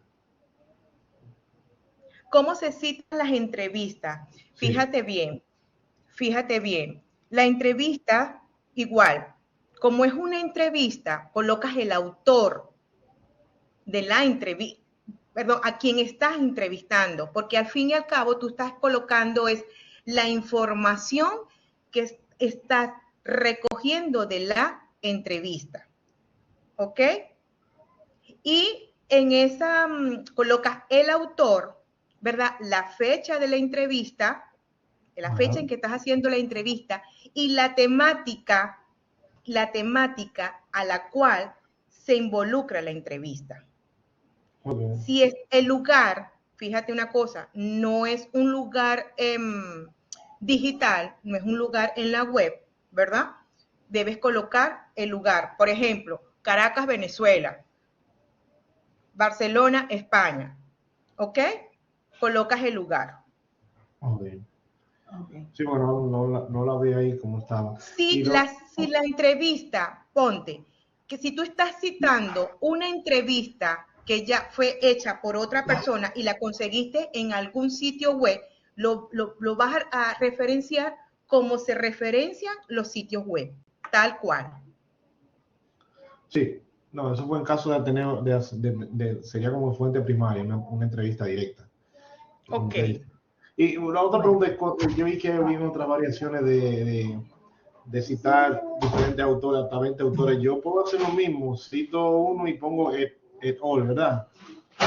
No tengo que citar todos los demás que están. Cuando haces la citación y hay varios autores, cuando haces igualito, citas uno, si son varios autores, colocas el primero y el segundo y puedes colocar el A. ¿Ok? Cuando son muchos autores y tienen diferentes fechas, debes colocarlo, ¿verdad? Hasta cierto número, porque también a veces cuando cuando colocamos todo ese número de citas, más bien enmarañamos un poco el discurso. ¿Y qué es lo que nosotros queremos? Que el discurso sea correcto. Por eso es que las normas APA te dicen que puedes utilizar esas siglas. Okay. Bueno, gracias. Bueno, doctor, aquí, bueno, esto está full de preguntas, así que vamos por ahora del tiempo, pues ir como precisando las intervenciones de los participantes para que todos tengan chance de que le den respuesta. Aquí tenemos a Juan de Dios Aguilar. Sí, gracias. Buenas noches, doctora. Hola. Bueno, a mí me ha quedado claro la exposición. Lo que yo le decía y lo que venían ahí comentando los compañeros, creo que también una buena alternativa es utilizar aplicativos de la APA que ya se puede instalar en el Office, ¿no? La 7ª edición, se descarga, se instala. Y obviamente ahí, por ejemplo, nos dice si es libro, es artículo de journal o lo que es revista, ¿no? Artículo de periódico, entrevista, otros material de que se llama electrónico. Entonces creo que es una buena opción también utilizarlo. Lo único que, claro, para seguir el contexto de la norma APA tenemos que darle el contexto al texto estático, ¿no? Para ir borrando los paréntesis, porque nos bota todo parentética, hay que tener en cuenta. Eso, y lo otro es también el Mendeley, por ejemplo, que se puede utilizar como una alternativa, ¿no? Para están los gestores bibliográficos. Ajá. Mendeley. Mendeley. Lo que yo iba a mi pregunta, la norma APA, por ejemplo, nos dice cuando un autor se puede citar los 2 apellidos, y en el caso ya cuando son más de 2 autores, un apellido.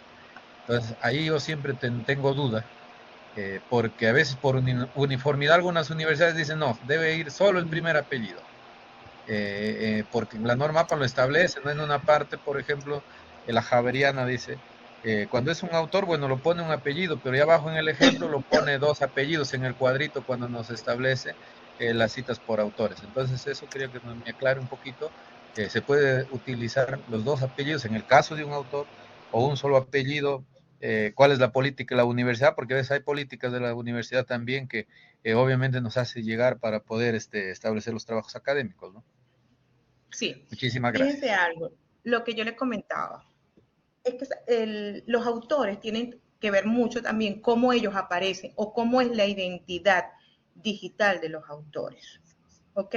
No es lo mismo que usted consiga, hay autores que, por ejemplo, con un solo apellido y se repite en varios documentos, y ese autor se mantiene su identidad con un solo apellido, pero hay autores que dentro de su identidad digital, ellos manejan sus 2 nombres, sus 2 apellidos y un nombre, o viceversa. un solo apellido y 2 nombres. Ahora bien, ¿dónde aparece esa información? Si es una información científicamente validada, que es la que exponen las revistas científicas, los libros, los repositorios, ellos se encargan de colocar la información en función de la norma que establece la universidad, y si en este caso es la norma APA, ¿verdad? Y respetando cómo el autor hizo llegar su identidad digital, ¿ok?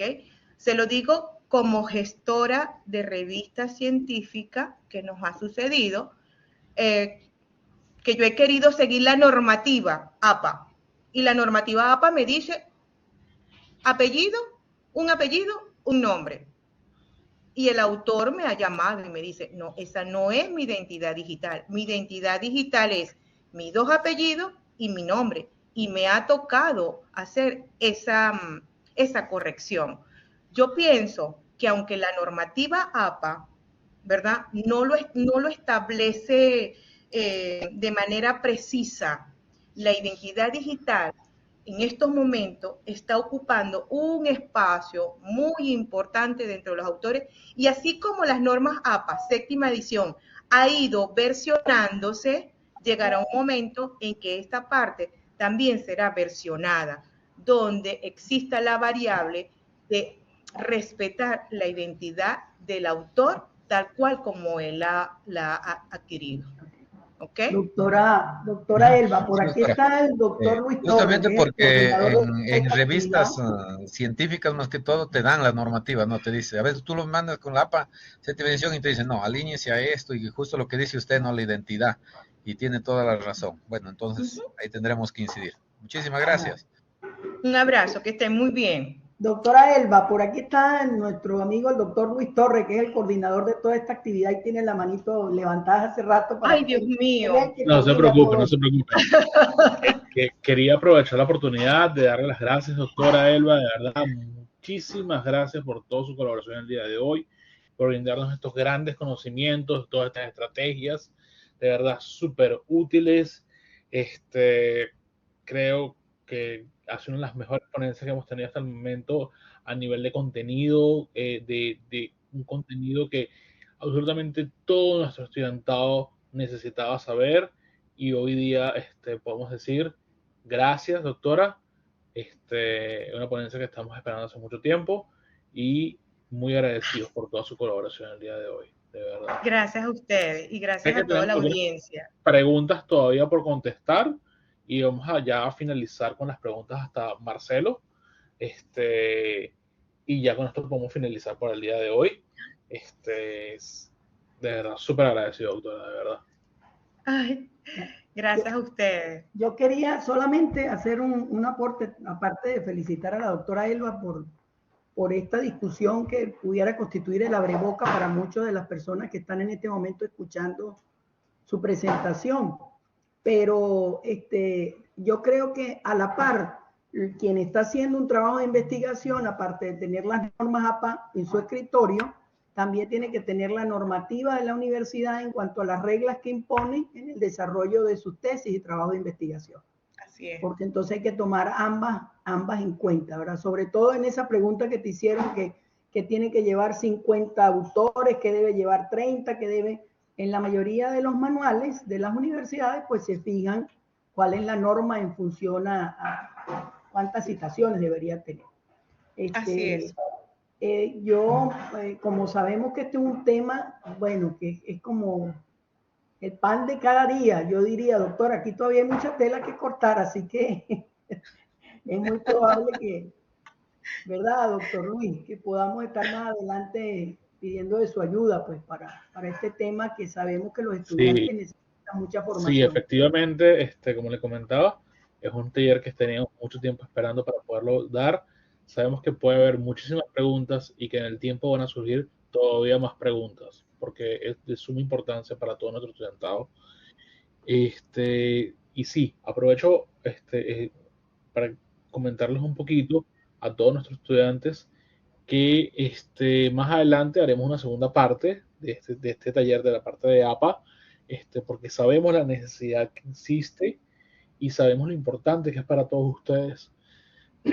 Adicional, aprovecho de recordarles que el próximo miércoles tenemos SUGIS, así que vale la pena invitarlos a todos. Los esperamos el próximo miércoles. Doctora, no sé si quiere hacer alguna otra acotación. Entiendo que estamos ya sobre la hora. No sé si de repente el doctora María Eugenia, no sé si quiere hacer alguna acotación, algún mensaje para los estudiantes. Yo quería cerrar, ya no les quito más tiempo, indicándole a todos los participantes, a todos los estudiantes que están acá, que una de las preguntas que más dicen, ¿verdad? Es, bueno, pero ¿por qué yo tengo que escribir con esas fulanas normas APA? Porque todo texto científico, todo texto que vaya a una revista de investigación, ese es el lenguaje que se debe manejar. Eso es una norma universal en el mundo de la investigación. Entonces, no es como de repente muchos de los estudiantes dicen, pero qué fastidio esas normas APA. Los profesores insisten con eso. Es que es el lenguaje académico. Sobre todo, presente en una maestría, pero mil veces en el mundo con muchísima más relevancia en el mundo de los doctorados, aunque en el mundo de las maestrías también es la exigencia de APA.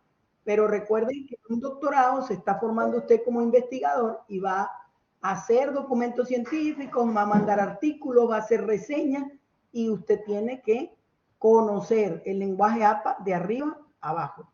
Y como siempre les digo a mis participantes, no tiene que sabérselo de memoria, pero sí es un libro de consulta permanente. Si usted tiene una duda de cómo citar o de alguna regla de normas APA, pues téngalo allí y vaya a la página y usted mismo sabrá cómo cito, cómo pongo, todo lo que nos acaba de explicar la doctora, el año, la fecha, y vaya y busca eso. No tiene que sabérselo de memoria, solamente tiene que entender que debe manejar el lenguaje APA. Eso era lo que quería agregar, doctora. Y finalmente, pues muchísimas gracias. Ciertamente, ese es el estilo, y el estilo te dice mucho, ¿ok? Bueno, yo muy agradecida, de verdad, en aras del tiempo. Sé que hay mucho todavía que contar, mucho que decir, mucho que explicar, pero en otra oportunidad los acompañaré en el caso de que se requiera, ¿sí? Entonces, gracias, en gratitud. Yo sé que estamos cerrando, pero aquí tienes como 3 personas todavía con su mano levantada, insistiendo. No sé, doctor Luis, si usted permite que hagan sus preguntas y se las contestemos rápidamente para que no se vayan. Claro que sí, por supuesto, no faltaba más. De hecho, Karina Martínez, me gustaría que habláramos un poquito. Hay algunas preguntas en el chat, doctora. Pregunta Rocío Ríos. No sé si, Rocío, puedas hablar y puedas preguntar por aquí. Creo que sería más efectivo. Aquí está José Juan Vázquez, que está ahí también desde hace rato con la mano levantada. Marisol Gómez. Gloria, buenas noches. Bueno, hola Marisol Gómez, ya que me mencionaron. De antemano agradecí con la doctora Elba, con Viu, con el doctor Luis Torre, con la moderadora que es la doctora María Riera. Muy buena organización, presentación, síntesis, muy práctica, y para nosotros que pues vamos apuntando a hacer una tesis y queremos pues cumplir con todos los estándares porque queremos tener éxito en ese proceso. Pero me llama la atención de que la doctora María Riera mencionaba de que cada universidad tiene lineamientos. Entonces quisiera poder, no sé, en una segunda parte, cuando que mencionaba el doctor Luis Torre, se pudiera integrar ese conducto de las normas APA con los lineamientos que tiene BIUC a fin de que sea un poco más completo el proceso para que tengamos éxito en nuestra tesis.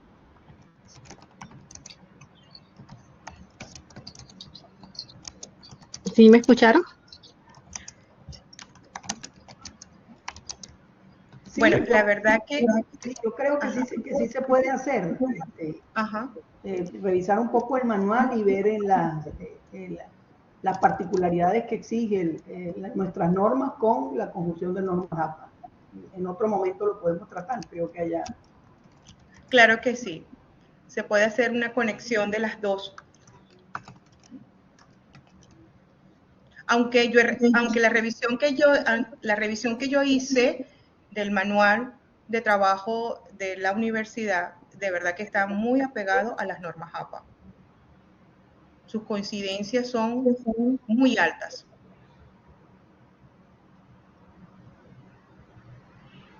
Ah, bueno, perfecto, muchas gracias. En este caso sí, de pronto ser puntual, si hay un caso diferente, pues de pronto que nos indiquen esa puntualidad de ese caso y ya pues quedar un poco más íntegros en esa parte. Gracias. Buenísimo.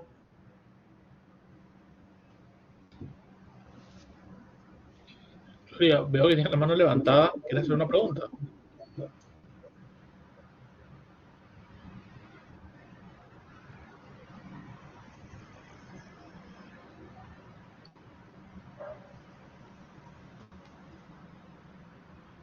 Hay una pregunta que me gustaría responder en cuanto al uso de la comilla. En cuanto al uso de la comilla. Cuando la cita es indirecta, es decir, cuando estamos parafraseando, no se coloca la comilla. ¿Ok? Cuando la cita está fuera de párrafo y es superior a 40 palabras, se coloca fuera de párrafo, no se coloca la comilla. ¿Ok? Porque ya el hecho de estar fuera del párrafo con una sangría específica nos está diciendo que es una cita directa, es una cita textual, por decirlo de otra manera.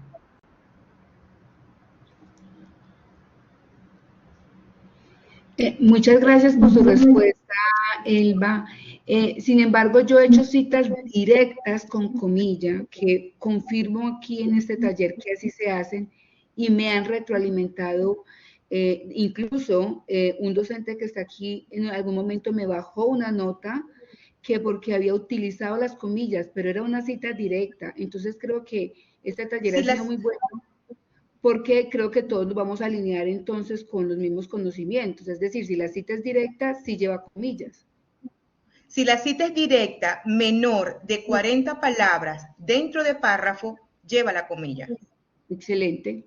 Qué bueno que se da esa claridad. Gracias. Gracias, doctora. Un abrazo. El doctor Mauro por allí, ya para que cerremos. Muchas gracias. Es el doctor Mauro Hernández. Doctora Ávila, me gustó mucho todo esto. Pero me encantó más que todo fue el concepto, que no lo había oído realmente mucho, que es el collage de citas. Eso me pareció muy interesante. Yo soy director de disertación en varias universidades y muchas de ellas piden que el alumno no opine tanto, que esté respaldado con citas y que sean más que todo citas. Pero no dejar que especule el alumno. Hasta el quinto capítulo. El quinto capítulo el alumno tiene rueda libre, puede hacer lo que él quiera, si vamos al caso. Pero lo del collage de citas me parece muy interesante. Muchas gracias. Sí. Gracias. ¿No? Y todo trabajo escritural es una producción intelectual propia. Entonces, ¿dónde está la voz de quien escribe? Entonces, fíjense que no podemos hacer eso, pues, un collage de pura cita, porque no tiene ningún sentido. Claro, bueno, claro. Doctora María Eugenia, yo creo que... Yo le agregaría la pregunta que hace el doctor Mauro. Ajá. Eso depende también de la perspectiva de investigación, porque si estoy en una perspectiva cuantitativa y emito un juicio de valor, ¿ya? Yo tengo que respaldar y fundamentar ese juicio de valor que estoy haciendo. Por supuesto. O sea, no puedo dejar la opinión sin un fundamento. Mi opinión tiene que estar respaldada por un autor para que tenga validez. De lo contrario, es especulación, así como lo plantea el doctor. Bueno, doctora, aquí hay preguntas, pero... Disculpen, yo leía también que si es una investigación documental bibliográfica, pues hay que poner las citas que sean necesarias, porque es documental bibliográfico. No, Claro. Aquí hay mucha ese es otro tema. Y de verdad Las revisiones que, sistemáticas, ese es otro tema. claro, creo que lo que queda en el ambiente es que, bueno, tiene que haber una segunda parte porque de verdad los estudiantes están bien animados con este tema y sabemos que es, como te dije, pues un tema muy, muy requerido. Hay muchísimas preguntas, ¿verdad? Yo les daría un consejo a todos los estudiantes. Los profesores no nos la sabemos todas y pudiéramos estar equivocados en algunos juicios que emitimos. Si yo hago algo en un trabajo de investigación y me es corregido y me dicen no es la forma correcta, pues mire que la guía APA le da para eso. Vaya allá, busque dónde se explica el aspecto que le están diciendo que está mal elaborado y muéstreselo con todo el respeto del mundo a su profesor. Mira, aquí está, yo conseguí, lo hice porque la norma indica esto y entonces yo lo estoy haciendo de manera correcta. Y con eso va a solucionar lo que se le presente, con todo el respeto y siempre poniendo por delante pues esa guía APA que nos da. Y acuérdense también que aquí de una edición a otra hay cosas que cambian y uno pudiera quedarse con la edición anterior. Entonces, hay con versiones. todo el respeto, pues hágale saber a su profesor, váyase a las normas APA y diga, mire, yo lo estoy poniendo porque aquí lo dice. Así de sencillo. Bueno, no, y la norma APA séptima edición ya lleva varias versiones. También. Ellos han hecho varias modificaciones sobre la misma edición. Así mismo. Bueno, doctora Albita, a todos un abrazo. Ay, ya estamos doctora, sobre la muchísimas hora. gracias. Feliz noche. Qué felicidad. Feliz noche para todos. 230 participantes. Bueno, un abrazo a todos. Muchas gracias. Un abrazote. Feliz noche. Gracias. Feliz noche. Gracias. Desde República Dominicana, Marcelo Tavares, muchísimas gracias y buenas noches. Ay, un abrazo grande, Marcelo. Desde Chile, Mauricio Jara. Un abrazo. Bogotá, Colombia, Nancy Aguilera, muchas gracias. Ay, qué bonito.